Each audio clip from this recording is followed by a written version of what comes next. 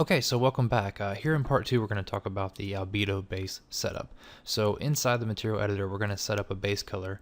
We're going to talk about basic principles like constants and scalar parameters. We're going to give ourselves the ability to use a 2D texture, and we'll talk about how to get those into the material editor as well. We'll use some static switch parameters to give ourselves control over our material and make decisions on the fly in real time inside the engine. We'll organize inside the material editor with groups, comments, and descriptions, and we'll talk about how those can be useful not only to you but to other people that might be working on the same project and sharing the same files. We'll get into material instancing and what that's all about and why we want to do it, and we'll create our own and we'll use it here in the engine. And we'll also get into some small adjustments like saturation and hue on our textures. Alright, so without further ado, let's go ahead and continue with part 2. Okay, so here in this tutorial, we want to go ahead and open up our material and start talking about some of the basic functions as far as plugging in some parameters and setting up some functionality with material instances so that we have control dynamically over our material so that we can make quick iterations in the engine in real time. So without further ado, let's go ahead and open up our material. So over here in the content browser underneath the game folder, I can see my material tutorial folder I created, and inside it is the m_material tutorial material that I created. So all I had to do is actually left click twice on this to pull up the material editor. Now there's lots of interface here happening, but mine is set to default right now, and most of this is not going to directly influence what we're doing right this moment. And a lot of it will kind of stumble on and discover as we move forward with this. Now yours might look a little bit different, but for the most part you should be seeing the same thing that I'm seeing. Okay, so the first thing that we notice is kind of this big grid-like table in front of us, and if anyone's listening is used to UDK, then it's basically the same setup, except that you'll notice we're writing from left to right now, and UDK was actually the other way around. But other than that, it functions in a lot of the same ways. I can move around in here using the right mouse click button. I can drag select using the left mouse, and I can zoom in and out using the mouse wheel. So fairly simple navigation. Over here I have a palette window, which is basically a list of all of our math and nodes that we have available to us. Okay, so we'll be searching this quite frequently, and we can actually access this same thing by right clicking on the table, and it will pull up this palette for us in here as well.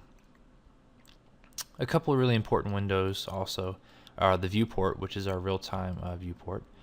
Fairly self-explanatory like most programs. Left mouse click to zoom around, pan around, and right mouse click zoom in and out. And we can actually hold L on the keyboard to kind of move our light around the scene. We can change the mesh up here. The teapot can house our own private mesh, which we're not using right now, but we could pull in a personal mesh. And you know, if we were using very proprietary textures for that specific thing, then we might want to view it on that specific thing, and we'll talk about that a little bit later on. And then we have a real-time toggle and a grid. So I'm going to go ahead and turn the grid off actually.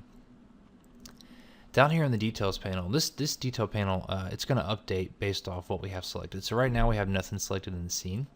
And so what it's giving us details and information on is the actual shader that we're using. So if we take a look at this base node over here, there's some things that are kind of grayed out, and that's because our shader is telling us that we don't need them right now. So if we wanted to, for example, activate tessellation and displacement or opacity, or subsurface color later on, we could do that by coming over here and changing some of the shader values.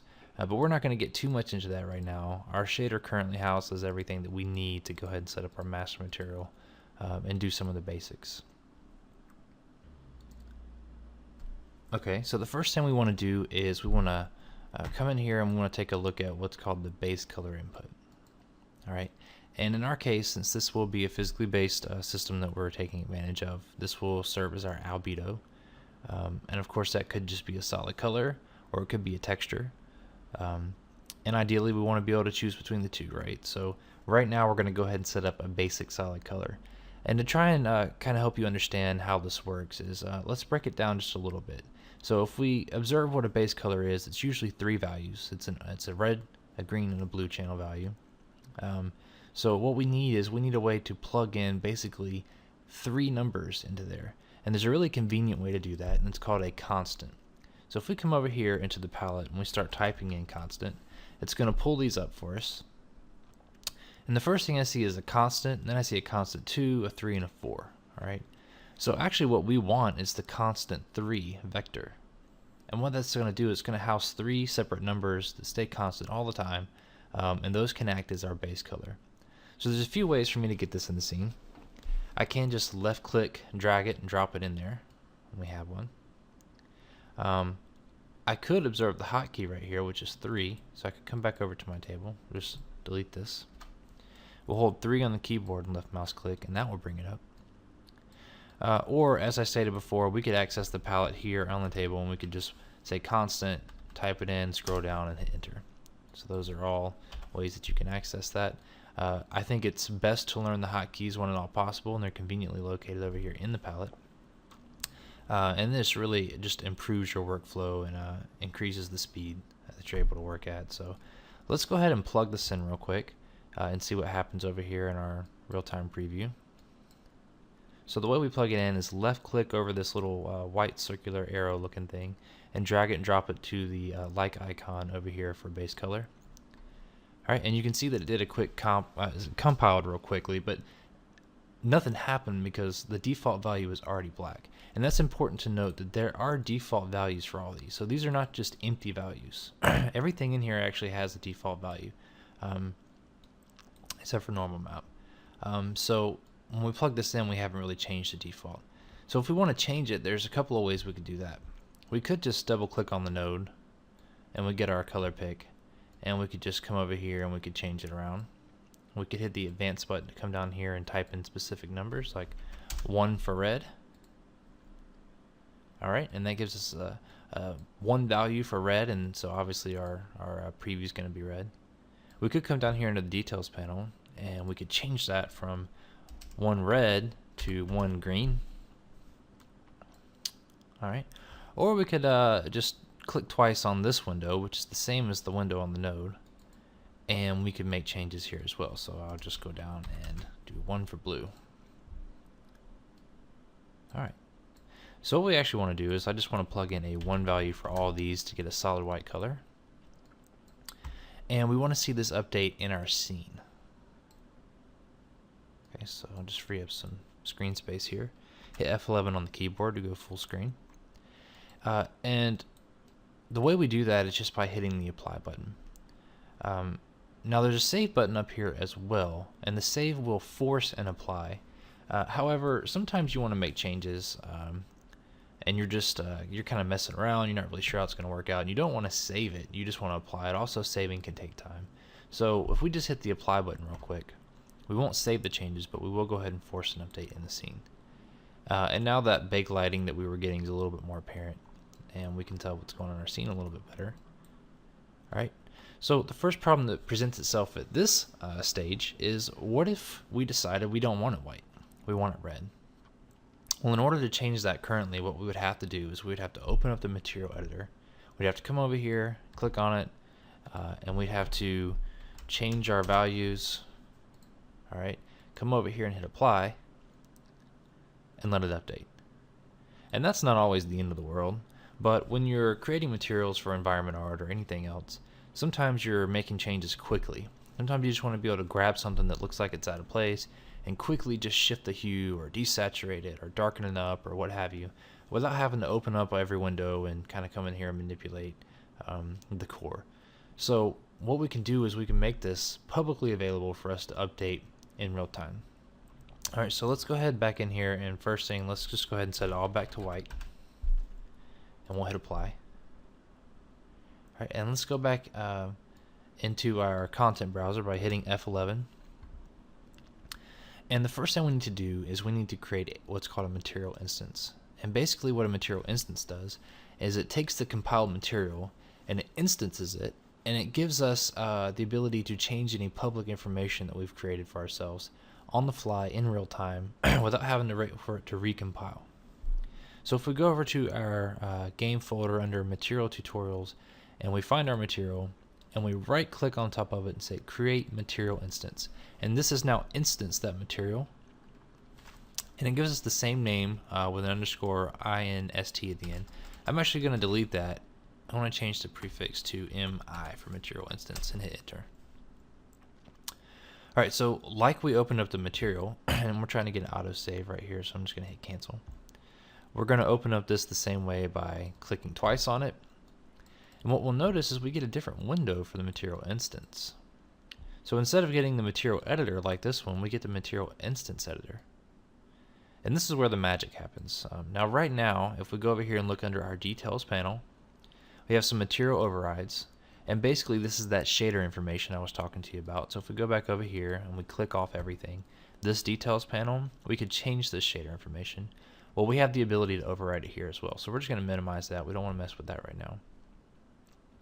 And then we have the material editor instance constant. And what that is it's asking what parent the material is, or what master material this belongs to, in other words. And since we right clicked and we created it, it already assumes this by default, and I recommend always doing it that way.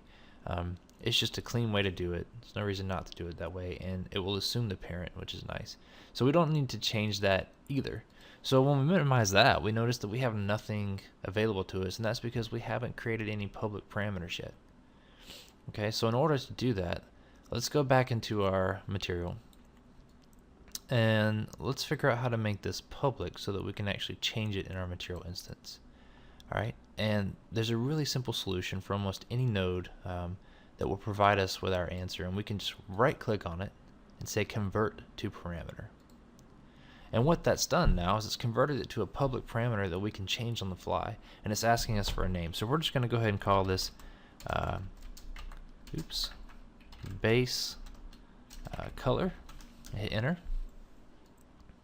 Okay, and without doing anything else, let's go ahead and apply and go back over to our material instance, and what we see now is we have a new tab that says parameter groups, and underneath vector parameters, because that's what it was a constant 3 vector, we now see this one that we've titled base color. Okay, so let's go back into our engine, and before we do anything else, let's actually apply our, I'm just going to move this off screen here. Let's go ahead and apply our material instance to everything. So I'm going to drag and drop it here, and then I'm going to select our mesh here, and I'm just going to pull it onto both of these just to make sure. Hit F11 to zoom back in, and that is important to note. You do have to have the material instance applied in order to see the changes. Alright, so if I want to change this, what do I have to do? Well, first we have to check mark this box right here, and what this box is saying is basically, hey, I want to modify the default value. So we have our default value set to white, we left click letting the engine know that we want to change it, and now we can change this in real time on the fly and get really accurate results really quickly. Alright, and this is kind of the core to everything that we're going to be talking about in this tutorial series. It's kind of the fundamental idea that fuels this whole operation. Is being able to come in here and quickly make changes, desaturate, whatever it is we want to do, anything we can think of that we feel like we're going to use regularly, we can go ahead and build into this. Okay, so let's hit OK, and there's a couple of things to look at here. What if we want to go back to our default? Well, there's a little green arrow here that we can always hit. It says reset to default. And what that will do is turn it back to white. So we'll go ahead and do that now. Okay, let's go back to another color. What if I want to experiment with, say, a texture? I want to plug a texture in, but I don't want to lose this color in case I decide to come back to it. Well, in that case, we can just uncheck this, which will basically tell the engine to disregard any modifications we've made without actually losing the value. So now we can come in, we can plug our albedo in, we can say, that's, say we're going for something stylized, that's too real, let's go back to our base color. We can come back and we can activate that, and it will retain that value. Alright, material instances, just like materials, do need to be saved. So if we hit F11, we can see that now both of these have the little asterisk, and they both need to be saved. So we'll go ahead and come up here and hit File, Save All, and we'll go back into our material instance. Okay, so before we move on too much, let's go ahead and get ourselves organized real quick. So we were able to give ourselves a title right over here under parameter name. And the next thing that we see is group, and it says none. And so what's happening is we haven't assigned it a location. There's no domain for this. It doesn't live anywhere, and therefore the engine assumes a default location, which we saw was vector parameter values. And that's not always the most intuitive way to look at your material instance, especially if you're handing it off to other artists and they're going to be using it as well. So what we want to do is we want to organize it. Okay. Now what I usually do is I create a group that's called base, and that base will house my basic roughness value, my specular, if there is one, my base color, and it will also house some switches that we're going to add in just a moment, that will allow me to open up other groups. So right now we're going to go ahead and create this base group, just typing in base, and we'll hit apply. Go over to our material instance, and now we can see that underneath parameter groups it looks a little bit more clean, and we have base, and underneath it we have base color. Okay. And finally, we can give ourselves a description. And what a description does, this is a really powerful tool in my opinion. It gives you the ability to tell the end user important information. So if we wanted to come in here and say controls base color hue and hit enter, well, we can see it ourselves in here, and that's nice. But really what's more important to me is that when we apply this and go over to the material instance, let's just say for example that this was not obvious or apparent what it does, they could just hold their mouse over this value and they'll get the note that we sent. So base controls base color hue, which is nice to be able to do when we get more complex scenarios happening with this master material. Okay. And finally, what we want to do is we want to select our node, and we want to hold C on the keyboard. And what this does is it creates a comment box, and we'll just go ahead and call this albedo, because we're going to group everything in here underneath this comment box that has anything to do with our albedo. And we can left click, drag, and make the box a little bit bigger. And what this does is it gives us the ability to kind of move this stuff around as one piece. And this comes in really handy when we're zoomed way out here and we just have 100 nodes floating around, and we just want to grab everything that has to do with base color, move it up and out of the way. Alright, so that's a nice thing to have. Alright, so let's go ahead and introduce a texture. What if we want to plug an albedo in? Okay, well, let's talk about how to get a texture in here first. There's a couple of ways we can do this. We can right click to open up our palette, and we can begin to type in texture, and we can scroll down here to texture sample and hit enter, and that will pull up our texture sample, but it's blank. We could have done the same thing over here, just type in texture and pull it up, drag and drop into the scene. Or we could just hold T on our keyboard and left click, which is the hotkey. Okay, and this gives us the node, but we'll notice if we plug it in, we get an error, and that's because it's missing an input texture. We don't have anything in here yet. And there's a few different ways to get that information.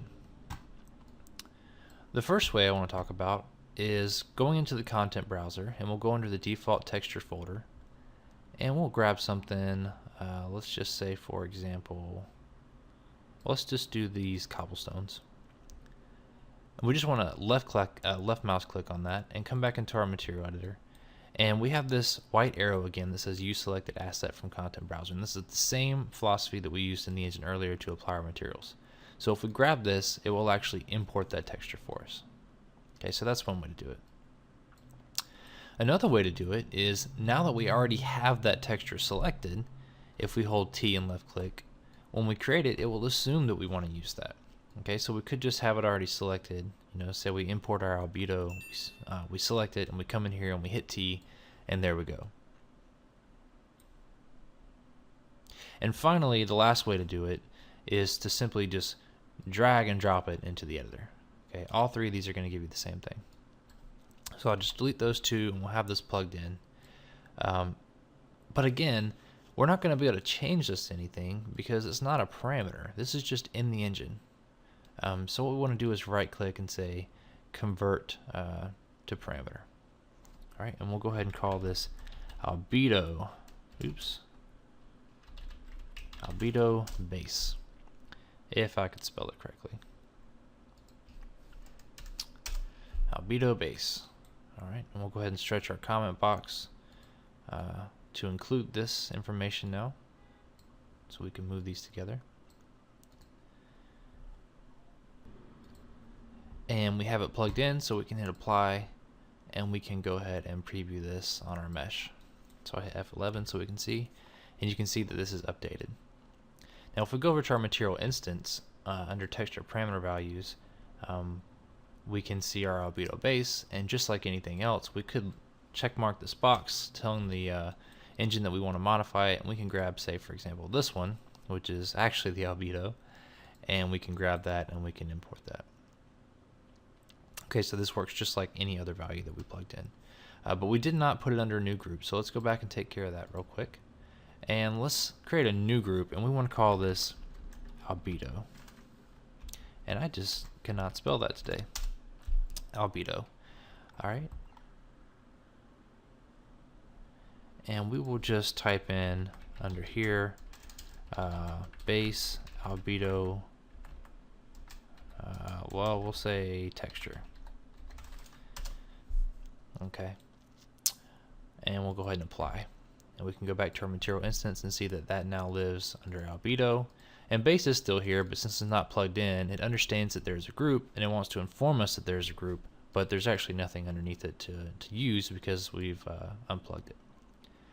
Alright, so finally, before we move on, we want to talk about how to choose between these two things. So how do we let the artist choose between using a base color and albedo?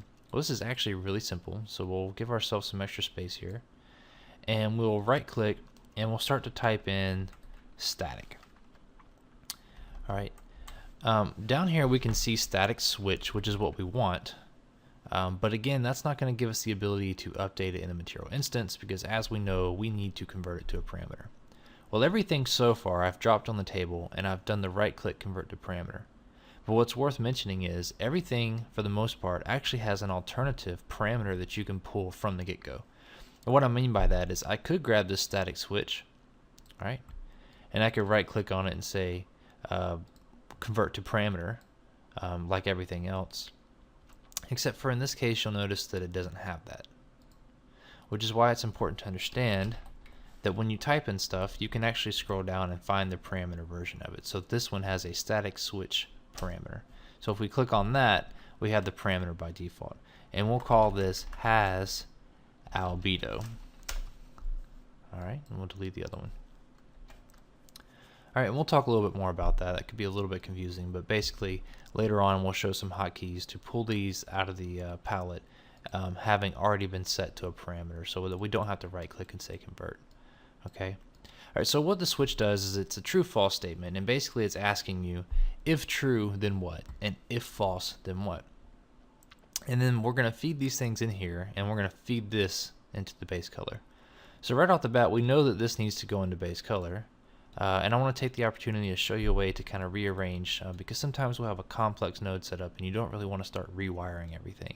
So if we just wanted to move this, say for example from here to here, we can actually hold Control on the keyboard and left mouse move it right over there, okay, which is really convenient later on. And we get an error because it's missing an A input and missing a B input, and so it doesn't know what to do. Well, if it has an albedo, and that's true, then it has an albedo, right? So we'll go ahead and plug that in for true. If it's not true, then what do we want? Well, if it's not true, we want the base color. Alright, and it just so happens that static switches, if you click on it and go to the details panel, they have a default value as well. Unchecked means false and checked means true. So what this is telling the engine is, by default, I want to use a base color. But if someone wanted to change it, then they could open up the has albedo switch, they could turn it to true, and then they can plug in their albedo. Alright, so let's go ahead and group this, and we want this in our base, and I'll show you why. We want this right in there, and we want to describe this, so we say activates albedo base texture, and hit enter. Alright, we'll go ahead and apply this, and we'll go to our material instance. Alright, and what we can see is by default it's assuming that we want to use this hue, this base color. And underneath base, if we wanted to change that, located right underneath it is the has albedo. So first we want to tell the engine, okay, I want to modify you. So it recompiled with the possibility of having a new instruction set. And then once we tell it we want to modify, we just come over here and we check mark yes for true. And now what you see happen is the hue disappears. We can't access it any longer. We don't need it any longer. And instead, what happens is the albedo now shows up underneath the albedo. Alright, so if I go back under here and I disable this, we get our hue back, and the albedo is now inaccessible. Alright, so now that we have that basic functionality set up, let's go ahead and activate it again, pull up our albedo, and we want to be able to set up some basic functions to be able to modify our albedo. So if we go back into our material, move this switch way over here, make a little bit more room. The first thing we want to be able to do is change the hue of our albedo, and that comes in handy a lot. So in other words, instead of deciding that our bricks are too red and going into Photoshop and have an update, we could just use a very simple instruction set in here to be able to change it on the fly. Alright, so this is going to be what's called a multiply node. Now we could do it the usual way by typing it over here. What I'm going to do is hold M for the short key on the keyboard and left mouse click and pull up the multiply node. And this is just basic math, and what it's going to do is we have 3 values here. Okay, and anytime we multiply, we want to multiply by the same number of values. What I mean by that is we could not pull up something that houses 2 values and multiply it by 3 values. It won't work, it'll give us an error. So we already know of something that houses 3 values, and in fact it's right here. It's called a constant 3 vector parameter. Alright, so instead of having to create one from scratch, we could just select this and hit Control W on the keyboard and move it up. Okay. And this one, we want to retitle it a little bit. We want to call this albedo hue. And we want this to be found underneath the albedo. So it actually does remember our groups over here. So if we use the drop down menu, we can select albedo from there. We want the default value to be white. And we could say controls albedo texture hue. Hit enter. And now we want to multiply these together. So again, we want to move this output to over here. And then we want to drag the white from there and the white from here to multiply. And let's observe what's happening here. So right now our switch is set to default, so it's still reading this value over here. And we could turn this to true, like so, and it will start reading this instruction set, but we really don't want to do that because we might forget to change it back, and that could cause problems for us later. So instead, we have another way to preview this little isolated bit of instruction. And there's actually a couple of ways. So we can hit the drop down menu on the multiply node and we can see it here. And if I right click and say enable real-time preview, what that will do is when we click on this and we change the hue to red, for example, we can see that update in the node. Now sometimes that's great, sometimes that's what we want, but sometimes we have a chain event happening and we want to be able to see the end result on here, and sometimes it's just not feasible to really get in here and kind of look at what's happening inside of a node. So what we can actually do is select this node, which is the end result of this math, and we can right click, and different from the real-time preview, which is only inside of the node, we can hit start previewing node, and what that does is it disregards the rest of the information and it only previews that bit of instruction over here. So now we can see clearly what's happening. If I change the albedo hue to blue, then it takes that that color with it. Okay, so we'll stop previewing. We have everything plugged in, and we'll go ahead and hit apply. We'll go into our material instance, and we can see that that is updated. Okay, and if we select the albedo hue, tell it we want to modify, we can change this around in real time. So we could give our rocks a little bit more red color like they were muddy, or we could come over here and give them a little bit of a yellow tint. And before we get too far, let's go ahead back here and let's set our albedo hue back to RGB1 so we get a nice clean white. And we will apply that. So now by default, if we hit the green arrow, everything goes back to white, and we can now manipulate this. Right? So we'll say that we want to give it a little bit of a reddish tint, like so. Alright, so that's cool so far. And the last thing I want to do before we move on is just add a basic desaturation node.